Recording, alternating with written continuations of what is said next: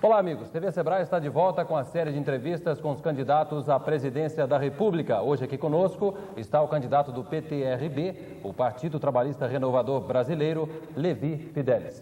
Candidato, é um prazer tê-lo aqui conosco. Eu começo a nossa conversa com a seguinte pergunta. O senhor considera importante a pequena empresa para o desenvolvimento do país? E se o senhor considera isso, sim, de que maneira, em que sentido? Naturalmente que a pequena empresa não apenas é importante, como é essencial para o nosso país. Nós sabemos que parte considerável do emprego gerado hoje nesse país, cerca de 50%, provém da pequena e média empresa. Além do mais, o programa que eu defendo como candidato à presidência da República coloca entre as suas prioridades a pequena e média empresa. Nós sabemos que hoje ela é muito maltratada. Os governos que se sucedem há 20 anos, os governos da Revolução até hoje, colocam muita coisa no papel, mas não colocam realmente na prática. Quando o senhor fala colocar a pequena empresa como prioridade, o que significa? Veja bem, hoje o governo dá prioridade a juros bancários, a que as multinacionais produzem carro nesse país, têm isenções, mas chega na hora da pequena e média empresa, é só bordoada. Nós vemos que a empresa, quando vai descontar um título, é pelo pico de juros.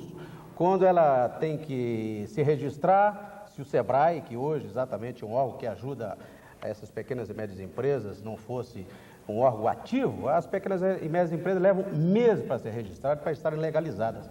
Então, eu tenho a impressão que a prioridade, se por um lado o governo também dá prioridade à educação, mas não leva essas verbas à educação, também no tocante à pequena e média empresa.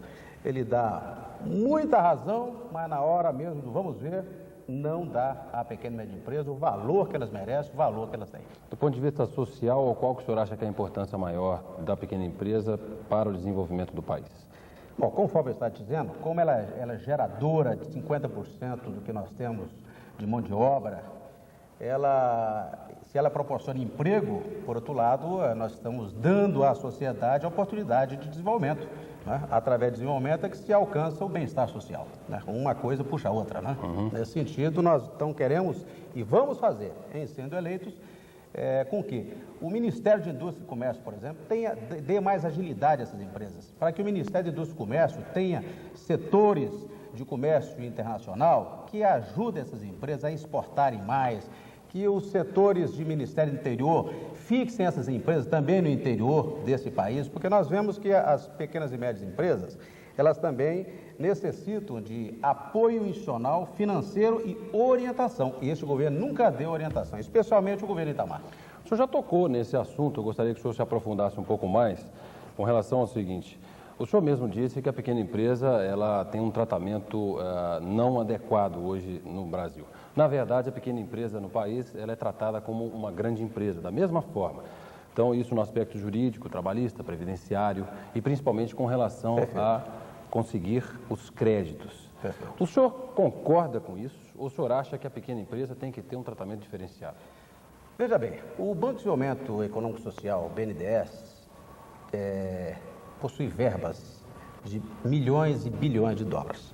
Eu nunca vi um caso objetivo em que o BNDES chegasse para esse segmento social e econômico, que é a pequena e média empresa, e dissesse, olha, vocês terão agora um financiamento de 4, 5 anos, com juros subsidiados, não é? Ao passo que para as empresas grandes que têm lastro econômico, lastro de garantias, dão finames de longos prazos, não é? Planos de construção de longos prazos. Eu vou me reportar a um segmento onde eu milito, onde eu estou especificamente, o setor de informática. O Proinfo, eu me lembro de uma data o que é o Proinfo? Específica. O Proinfo é o financiamento para a informática, né? Onde o BNDES sempre teve verbas vultuosas. Quando em 1989, ainda no governo Sarney, voltou-se pela primeira vez essas verbas específicas para o BNDES, para o Proinfo, foram 430 milhões de dólares. Gente, mais de 70%, chegando a quase 80% dessas verbas, foram para 3, 4 empresas que não precisavam dessas verbas. Eram empresas vinculadas ao Itaú, Itautec, empresas vinculadas ao Bradesco. Ora, esses bancos é que têm que financiar suas empresas. Agora, mais de 300, 400 empresas solicitaram estes investimentos e não obtinham por quê? Tem que ter garantias reais, tem que ter mais de 5 anos de existência. Quem é que nasce com 5 anos? Ninguém nasce com 5 anos. Né? Então, o pequeno, o médio empresário que está me vendo nesse momento, eu tenho certeza que ele compactua comigo dessas agruras que nós temos passado a nossa vida toda. Na hora de registrar a empresa, na hora de registrar os novos empregados, na hora de buscar um financiamento. Entra plano, sai plano, só os bancos saem lucrando. E um dos setores mais sofridos, exatamente, pequeno e médio empresa. Como é que o senhor faria essas mudanças? Como é que o senhor faria esse ajuste? Olha, a primeira coisa, esse país tem que, em definitivo, deixar de fazer planejamento e programa de curtíssimo prazo. Nós temos que voltar aos tempos, não digo de antigamente, mas pelo menos coisas que deram certo no momento da evolução. De 64 a 85, 86, o Brasil produzia planejamentos de médio e longo prazo. Eram planos quinquenais, decenais. Nós fazíamos a infraestrutura desse país, aeroportos, portos, telefonia, todos os segmentos de longo prazo. Hoje em dia não se programa nada, é para 30 dias, porque uma inflação galopante desce de 40% a 50% quando estávamos.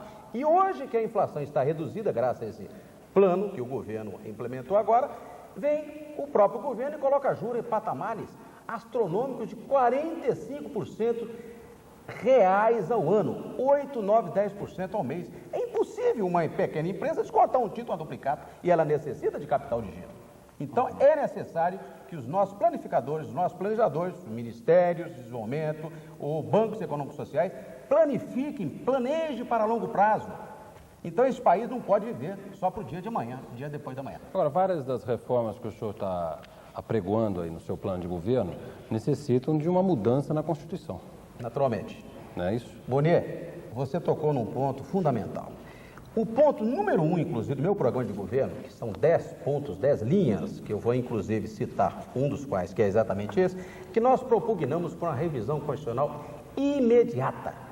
Assumido o Congresso, assumido o governo, o novo governo que se instalará, nós temos que imediatamente promover reformas estruturais do plano econômico.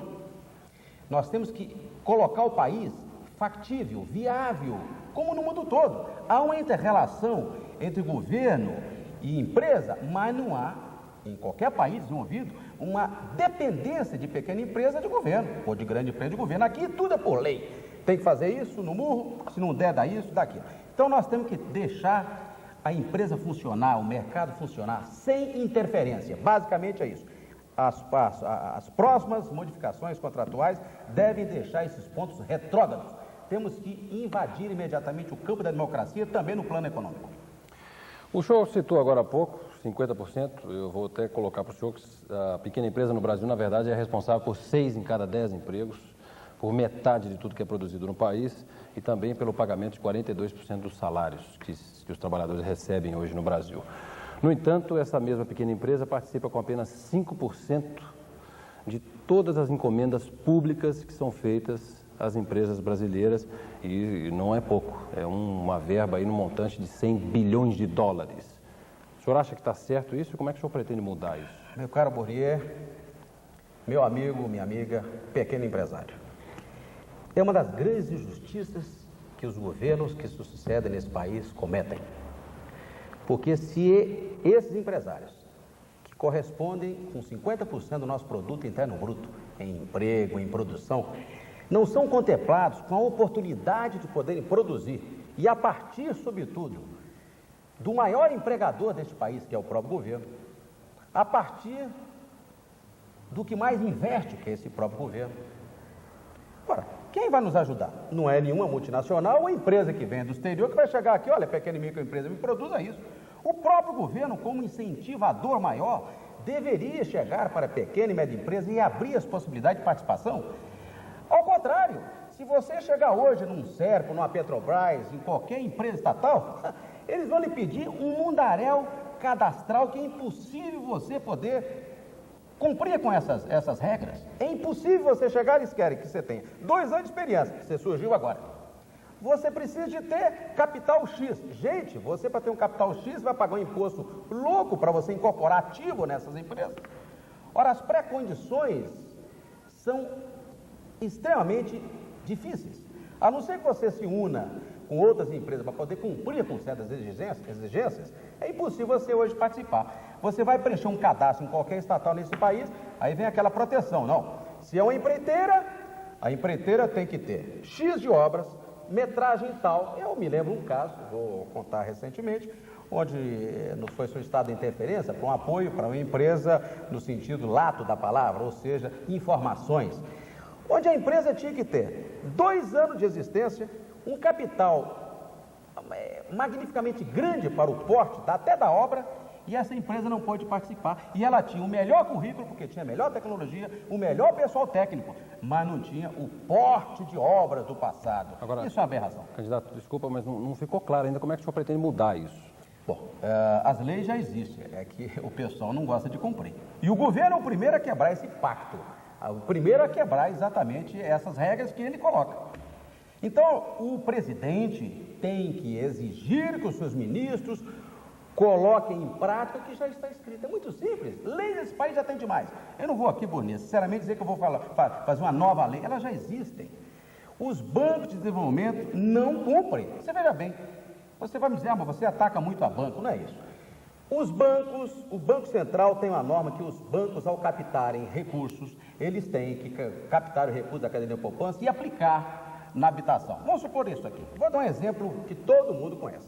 Muito bem, meu caro empresário, minha cara empresária, eu lhe pergunto, quando é que você já viu um banco de Bradesco, BB, qualquer desses bancos grandes, especialmente Itaú, aplicar verbas na habitação equivalentes ao que ele capta de caderneta? Ao contrário, ele paga 0,5% ao mês para captar na caderneta de poupança, que dá 6% ao ano, e nos empresta esse mesmo dinheiro para descontar duplicada para a gente a 12%, 13%, 14% ao mês, nas regras de hoje, quando eram 70%.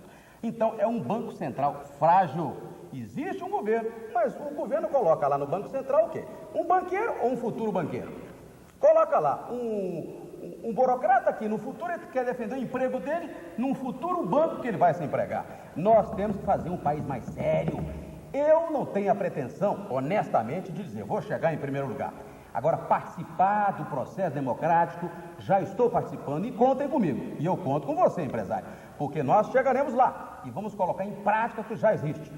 Candidato do PTRB, Levi Fidelis, o senhor pode dar o seu último recado e a sua última mensagem aos empresários que estão assistindo ao senhor nesse momento. Meu caro amigo, minha cara amiga, meu empresário, eu também, como você, sou um pequeno empresário. Aos 22 anos, eu tenho 42 anos, eu pela primeira vez tive uma empresa e sei das agrúrias que nós temos de ter uma empresa, ter empregado, obter mercado para isso. A gente tem que bater nas 4 linhas, a gente tem que comprar, vender, ir a banco, descontar, a gente faz tudo. Eu, como você, sempre fiz isso. Eu me identifico porque eu sou um pequeno empresário, identifico com você. E tenho certeza absoluta que, assumindo a presidência da República, e não é difícil, eu vim para ser o desempate, o terceiro homem. Não existe Lula, Fernando Henrique, Quércia, Brizola, eu sou a renovação. Gente, olhem bem para mim. Vocês estão vendo o futuro presidente da República. Se não for agora, não tem problema. Aplique em mim como se aplicasse uma caderneta de poupança. Aplique no futuro. Eu sou pequeno empresário como você e sou representante de 50% dos votos desse país. Então, analisem bem. Não percam o seu voto olhando apenas quem está na frente e quem está atrás. Olhe quem se identifica com a sua plataforma. Olhe quem se identifica com as suas agruras. E Levi Fidelis é homem. Tenho certeza que, chegando à presidência da República, implementarei, colocarei em prática o que eu estou falando. Porque eu venho das raízes e das bases do pequeno empresário. Candidato Levi Fidelis, nós agradecemos a sua presença hoje aqui conosco. O TV Sebrae vai ficando por aqui. Muito obrigado pela atenção de todos e voltamos no próximo programa. Até lá.